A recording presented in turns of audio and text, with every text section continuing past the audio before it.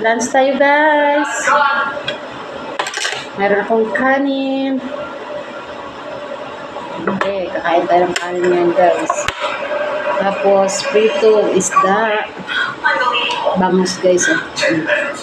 Tapos, meron akong dalawang hotdog, tsaka cheese stick ulit. Inubos yung cheese stick. Ito lang kasi natira.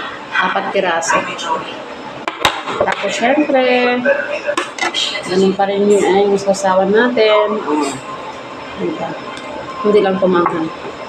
Pero maasim siya kasi mayroong kalamansi. Maasim ng matinis kasi nilagyan ko rin siya ng konti asukal. Kain tayo, guys.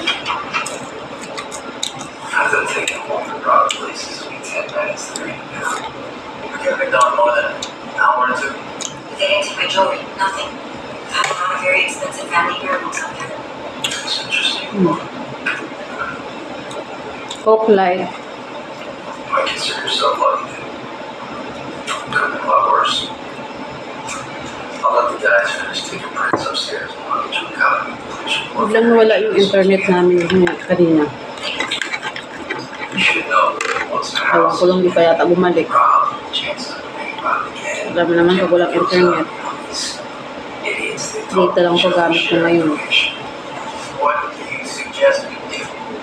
Well, first of all, in a house this big and this nice, you definitely need to get an alarm system. But to be honest, the best deterrent we can get. Don't. You touch it. Malungkot ang buhay pag walang internet. Walang wifi pala. Same lang naman.